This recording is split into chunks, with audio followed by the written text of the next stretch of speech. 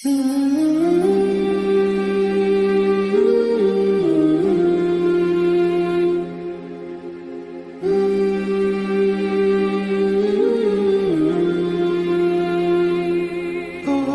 امت محمدیہ کی افضلیت کی وجہ کو بیان فرمایا ہے۔ سورہ بقرہ کے اندر آیت نمبر 149 میں اللہ تبارک و تعالی نے امت محمدیہ کی شان بیان کرتے ہوئے فرمایا کہ تم امت وسط ہو، اعتدال والی امت، معتدل مزاج امت۔ اللہ نے ہمیں جو شریعت دی ہے یہ شریعت بھی اعتدال والی ہے۔ ہمیں جو پیغمبر اللہ پاک نے دیا ہے وہ بھی معتدل ہیں، اور اللہ نے جو ہمیں امت بنایا تو امت وسط بنایا، اور سب چیزوں میں ہر چیز کے اندر اعتدال ہی بہتر ہوتا ہے، نہ افراط ہو نہ تفریط ہو، چاہے وہ دوستی ہے چاہے وہ دشمنی ہے، چاہے وہ موافقت ہے چاہے وہ مخالفت ہے، اعتدال کے اندر ہمیشہ خیر ہوتی ہے۔ اور بندہ اگر افراط و تفریط کا شکار ہو کسی بھی چیز میں تو وہ نقصان میں جاتا ہے۔ یہودی نبیوں کی مخالفت میں حد سے بڑھ گئے، بہت سارے نبیوں کو جان سے مار دیا، شہید کر دیا، قتل کر دیا۔ اور عیسائی نبی کی محبت میں حد سے بڑھ گئے تو نبی کو خدا کہنے لگے، خدا کا بیٹا کہنے لگے، تین میں سے تیسرا کہنے لگے، خدائی اختیارات میں شریک ماننے لگ گئے۔ اب یہ دونوں طبقے یا افراط کا شکار ہوئے یا تفریط کا شکار ہوئے، دونوں پر اللہ کا غضب ہوا، اللہ کی لعنت ہوئی۔ لیکن امت محمدیہ کے بارے میں فرمایا کہ تم اعتدال والی امت ہو۔ ایک راستہ ہے، ایک اس کا دایاں کنارہ ہے، ایک بایاں کنارہ ہے، اور ایک اس کا درمیان ہے۔ اب ایک بندہ اس راستے پر چل کے جانا ہے کہیں، ایک بندہ اس کنارے پر چلے یا اس کنارے پر چلے تو خطرہ ہے کنارے پر چلنے والے کے لیے کہ کسی وقت بھی راستے سے ہٹ جائے گا، کیونکہ ہے پہلے سے کنارے پر۔ لیکن ایک بندہ اگر اسی راستے کے وسط میں چلے، اسی راستے کے درمیان میں رہے، اس کنارے پر بھی نہ جائے اس کنارے پر بھی نہ جائے، تو یہ کبھی بھی یہ راستہ نہیں چھوڑے گا اور کبھی بھی اس راستے سے ہٹے گا نہیں۔ تو یہ امت وسط ہے، یعنی یہ ہمیشہ درمیان میں رہتی ہے، نہ یہ کسی کی مخالفت میں حد سے بڑھتی ہے نہ کسی کی موافقت میں حد سے بڑھتی ہے، نہ اس کو محبت میں آ کر کے حد سے بڑھ جاتی ہے اور نہ ہی دشمنی اور مخالفت و نفرت میں آ کر کے حد سے بڑھ جاتی ہے، بلکہ ہمیشہ اعتدال میں رہتی ہے۔ اب امت محمدیہ کے خیر اور سب سے افضل ہونے کی کئی ساری وجوہات قرآن و حدیث کے اندر بڑی وضاحت اور صراحت کے ساتھ بیان کی گئی ہیں۔ ہمارا نبی چونکہ سب سے افضل ہے اس لیے یہ امت بھی سب سے افضل ہے، ہماری کتاب چونکہ تمام کتابوں سے افضل ہے اس لیے اس کتاب والی امت بھی سب سے افضل ہے۔ افضلیت کی کئی وجوہ بیان کی گئی ہیں، لیکن یہاں پر جو وجہ بیان کی گئی ہے جس کو قرآن صراحتاً بیان کر رہا ہے وہ اس امت محمدیہ کا منصب ہے، اور وہ منصب ہے جو اس امت سے پہلے اللہ نبیوں سے کام لیتا تھا، اللہ نے ختم نبوت کی برکت سے وہ کام اس امت کے ذمہ لگایا ہے۔ وہ کام کیا ہے؟ امر بالمعروف اور نہی عن المنکر، نیکیوں کو پھیلانا اور برائیوں کو مٹانا، نیکی کو عام کرنا، نیکی کی دعوت دینا، نیکی پر خود بھی رہنا اور دوسروں کو بھی لانا، لیکن برائیوں کو مٹانا۔ پھر مٹانے کے اندر نبی پاک صلی اللہ علیہ وسلم کی ہدایات یہ ہیں کہ آپ نے امت کی اس بارے میں 3 کیٹیگریاں بنائی ہیں، 3 طبقے بنائے ہیں، 3 حصے بنائے ہیں۔ فرمایا من رعا منکم منکرا فلیغیرہ بیدہ، ایک طبقہ وہ ہے کہ جب کسی خلاف شریعت کو دیکھے، گناہ کو دیکھے، ناجائز کو دیکھے تو اس کا فرض ہے کہ وہ قوت بازو سے، اپنی قانون اور اختیارات کی طاقت سے، اقتدار کی طاقت سے اس برائی کو مٹا دے، اس کو روک دے۔ اور یہ کام ہے حکمرانوں کا، یہ کام ہے صاحب اختیار، صاحب اقتدار لوگوں کا۔ اور دوسرا فرمایا فَإِن لَّمْ يَسْتَطِعْ، اگر کسی کو اتنا اختیار و طاقت نہیں ہے تو پھر فَبِلِسَانِهِ، پھر زبان سے کہے، پھر زبان سے کہے۔ اور یہ کام ہے علماء کا، یہ کام ہے اہل علم کا، یہ کام ہے امت کے دین کی سوجھ بوجھ رکھنے والے لوگوں کا۔ اور فرمایا اگر اتنا بھی نہیں ہے فَإِن لَّمْ يَسْتَطِعْ فَبِقَلْبِهِ، پھر عام سے عام، کم سے کم، کمزور سے کمزور مسلمان بھی اس کا یہ فرض ہے کہ اس برائی کو دل میں برا سمجھے۔ فَبِقَلْبِهِ، دل میں حسرت بھی ہو کہ یا اللہ اگر مجھے اختیار ہوتا، مجھے علم ہوتا، مجھے طاقت اور قوت گویائی کی ہوتی یا بازو کی ہوتی تو میں اس برائی کو روک دیتا، میں اس کو مٹا دیتا۔ لیکن چونکہ میں ان دونوں میں سے نہ اختیار رکھتا ہوں نہ اتنا زیادہ علم رکھتا ہوں، اس لیے مجھے یہ پسند نہیں ہے۔ ناپسندیدگی کا دل میں ہونا یہ آخری درجہ اور فرض کا درجہ ہے۔ فرمایا وَذَلِكَ أَضْعَفُ الْإِيمَانِ، یہ دل میں ناپسند کرنا یہ آخری کمزور سے کمزور ایمان کی نشانی ہے۔ اگر کوئی ناپسند نہیں کرتا، بس وہ جانے، ان کا کام جانے، رانجھا ہر کا سانجھا، ہم کسی کو کچھ نہیں چھیڑتے، ہم کسی کو کچھ نہیں کہتے، بس سب ٹھیک ہیں، سب اچھے ہیں، سب اپنے اپنے مذہب کے لحاظ سے بس ٹھیک ہیں۔ تو سب ٹھیک ہیں والی بات یہ اسلام کا مزاج نہیں ہے۔ ٹھیک صرف اسلام ہے، ٹھیک صرف شریعت محمدیہ ہے۔ اگر سب ٹھیک ہیں تو پھر شریعت محمدیہ کی افضلیت تو ختم ہو گئی، پھر دین اسلام کو اختیار کس لیے کیا ہوا ہے؟ سب ٹھیک ہیں تو یہ بات اسلامی مزاج کے خلاف ہے۔ ہاں یہ کہے کہ ہائے وہ غلط، میں اس کو غلط سمجھتا ہوں اس لیے میں کرتا بھی نہیں ہوں، بچتا ہوں اس سے، نفرت بھی ہے مجھے اس سے۔ میں نے ایک دن یہ عرض کیا تھا کہ جیسے ایمان کے لیے محبت شرط ہے اللہ اور اللہ کے رسول صلی اللہ علیہ وسلم کی، ایسے ہی ایمان کے لیے گناہ سے اور شیطانی قوتوں سے، طاغوتی قوتوں سے، شیطان کے اعلیٰ کاروں سے، خلاف شریعت کاموں سے نفرت اسی درجے کی فرض ہے، یاد رکھو۔ اگر وہ نہ ہوئی تو ایمان کی خیر منانی چاہیے۔ اس لیے فرمایا من رعا منکم منکرن، جو بھی تم میں سے خلاف شریعت کو دیکھے تو اب اس دیکھے کہ میں آیا قوت بازو سے روک سکتا ہوں، جیسے اپنے گھر میں ہے، اپنے بیوی بچے ہیں، اپنے محتاط افراد ہیں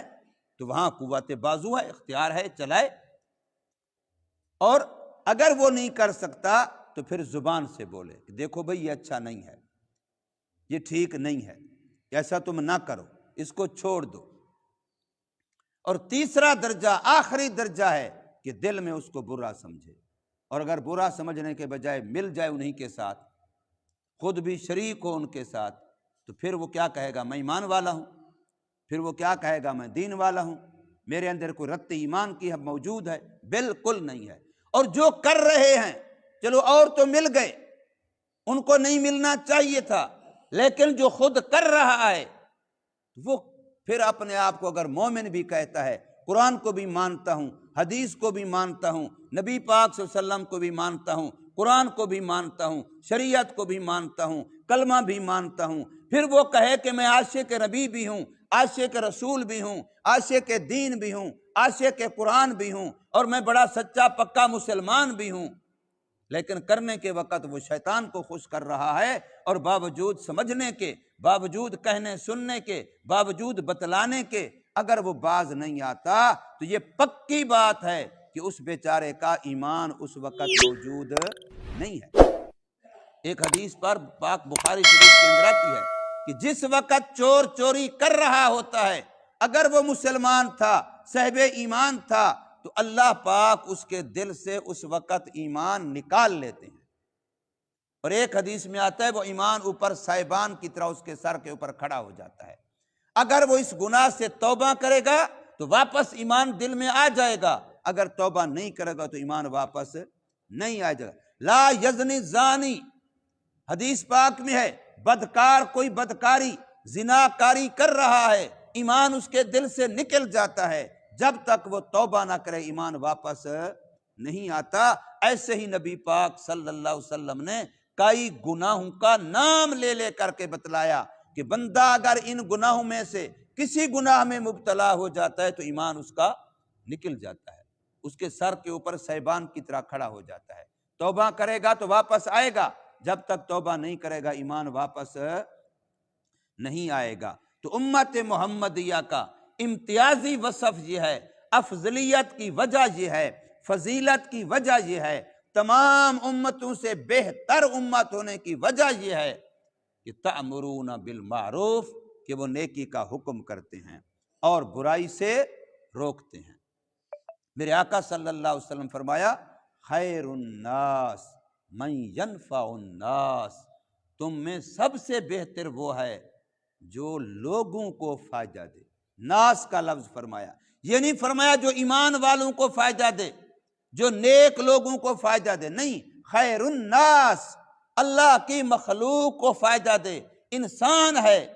تو ہمارا ایک رشتہ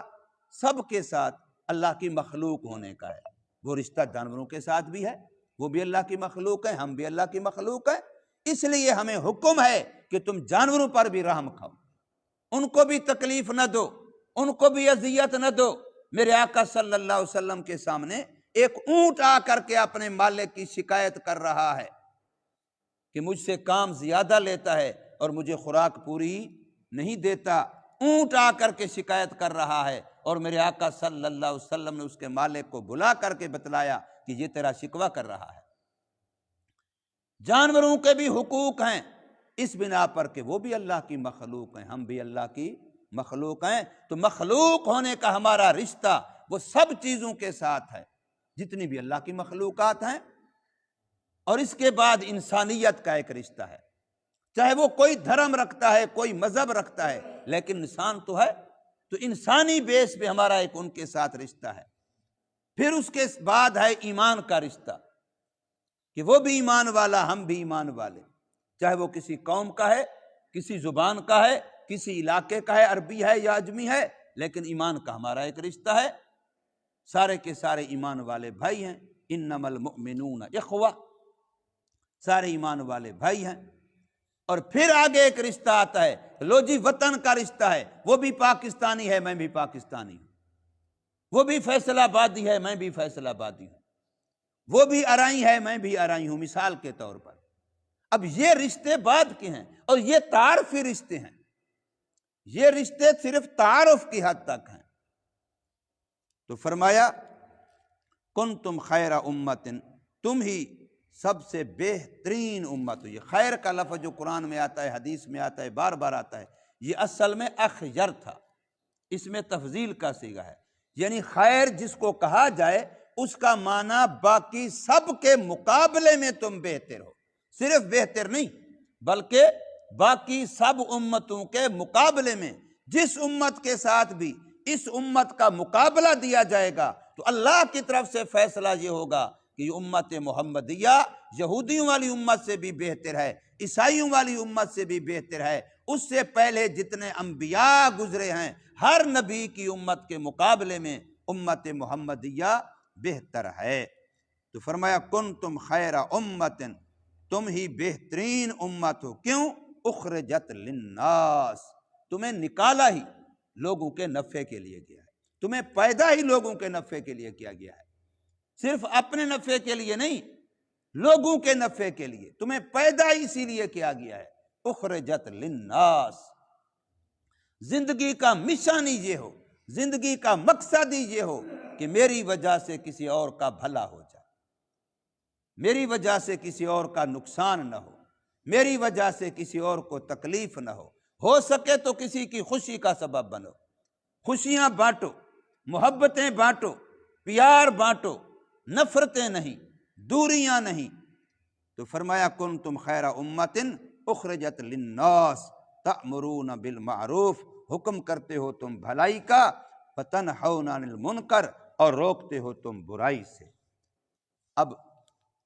ان دو کے بعد تیسرے نمبر پہ فرمایا وتؤمنون باللہ، ایمان رکھتے ہو تم اللہ پر۔ حالانکہ ایمان تو پہلی شرط ہے، ایمان کے بغیر تو امر بالمعروف بھی کسی کام کا نہیں ہے، ایمان کے بغیر تو نہی عن المنکر بھی کسی کام کا نہیں ہے۔ ایمان کا درجہ پہلا تھا، لیکن بیان کرنے میں رب کائنات نے اس کو تیسرے نمبر پہ رکھا، امر بالمعروف کو پہلے نمبر پہ رکھا اور نہی عن المنکر کو دوسرے نمبر پہ رکھا، ایمان باللہ کو تیسرے نمبر پہ رکھا۔ حالانکہ ایمان باللہ یہ تو بنیاد ہے، اگر ایمان نہیں ہے تو بندہ کسی کو نماز کا حکم دیتا رہے تو کس کام کا، بندہ کسی کو برائی سے روکتا رہے کس کام کی۔ ایمان تو سب سے پہلی بیس اور بنیاد اور شرط ہے، لیکن اس کو بعد میں اس لیے بیان کیا کہ پہلی دو چیزیں امت محمدیہ کا خاصہ ہیں، اور ایمان صرف امت محمدیہ کا خاصہ نہیں، ایمان تو پہلی امتوں میں بھی تھا، ایمان والے تو پہلی امتوں میں بھی تھے، لیکن یہ امر بالمعروف اور نہی عن المنکر یہ خاصہ ہے امت محمدیہ کا۔ یاد رکھیے، امر بالمعروف اور نہی عن المنکر جیسے زبان سے ہوتا ہے ایسے ہی قلم سے بھی ہوتا ہے، ایسے ہی تلوار سے بھی ہوتا ہے، جہاد کے ذریعے سے۔ جہاد بھی برائی کو مٹانے کے لیے، نیکی کو پھیلانے کے لیے۔ کوئی بندہ تحریریں کرتا ہے، کتابیں لکھتا ہے، لٹریچر لکھتا ہے، کتنی سارے کام کیا علماء نے، نیک لوگوں نے اس میدان میں، بے شمار لائبریریوں کی لائبریریاں بھری ہوئی ہیں کتابوں کی۔ اب یہ بھی ایک قلم کے ذریعے سے، ہاتھ کے ذریعے سے گویا انہوں نے نیکی کو پھیلایا اور برائی کو مٹایا۔ ایسے ہی جتنے واعظ نصیحت جمعہ کا بیان ہے، اس کے علاوہ جو بیانات ہیں، واعظ ہیں، نصیحتیں ہیں، درس قرآن ہے، فلاں، یہ سارا جو قولی ہو رہا ہے یہ بھی نیکی کو پھیلانے اور برائی کو مٹانے والا کام ہے۔ اب اللہ نے اس کا نتیجہ آگے بیان کیا کہ اگر مسلمان اس عمل پہ آ جائیں جیسے آنے کا حق ہے تو اس کا رزلٹ یہ ہوگا کہ دنیا میں اسلام پھیلنا شروع ہو جائے گا، اور لوگ اور امتیں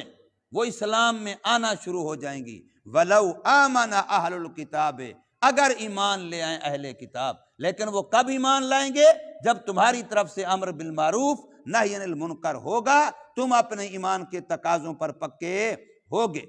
تو پھر اللہ پاک دوسرے لوگوں کے لیے اسلام کا دروازہ ایسا کھولے گا کہ آئے دن قوموں سے قوموں کی قومیں، قبیلوں کے قبیلے، خاندانوں کے خاندان اسلام کے اندر داخل ہوں گے۔ ایک وقت تھا فرانس میں ایک مسجد نہیں تھی، اور آج سینکڑوں مسجدیں بن گئی ہیں، صرف ان چند سالوں میں جب سے اللہ پاک نے تبلیغ کے ذریعے سے دعوت کا کام شروع کرایا۔ یہ جو دعوت کا کام شروع ہوا، اس کی برکت سے فرانس جیسے ملک میں ایک شہر میں جہاں ایک بھی مسجد نہیں تھی، اور اب سینکڑوں مسجدیں بن گئی ہیں۔ کتنے ہمارے دوست یہاں سے جو امریکہ میں رہتے ہیں، وہاں وہ مسجدیں مدرسے بنائے ہوئے ہیں جو پہلے عیسائیوں کے گرجا گھر تھے، جو ان کے معبد و عبادت خانے تھے، انہوں نے بیچے، انہوں نے خرید کر کے وہاں مسجدیں مدرسے بنائے ہوئے ہیں۔ ایک نہیں، بے شمار ہیں، کتنے ہم جانتے ہیں۔ یہ برکت ہے دعوت کی، یہ برکت ہے امر بالمعروف کی، یہ برکت ہے نہی عن المنکر کی۔ تو اس لیے فرمایا کہ وَلَوْ آمَنَ أَهْلُ الْكِتَابِ، اگر ایمان لائیں اہل کتاب، یہودی یا عیسائی یا کسی اور کتاب دین کو ماننے والے، لَكَانَ خَيْرًا لَهُمْ، تو یہ بھی ان کے لیے بہتر ہوگا، وہ بھی پھر امت خیر کے اندر شامل ہو جائیں گے، اسی امت کا فرد بن جائیں گے، اسی امت کا حصہ بن جائیں گے۔ لیکن فرمایا منہم المؤمنون، بہت تھوڑے سے ہیں ان میں سے جو ایمان لانے والے ہیں، وَأَكْثَرُهُمُ الْفَاسِقُونَ، زیادہ تر ان میں سے بیچارے وہی کافر و فاسق فاجر اور وہی گندی زندگی، گناہوں والی زندگی گزار رہے ہیں۔ اللہ تبارک و تعالی ہمیں سمجھ نصیب فرمائے، عمل کی توفیق دے۔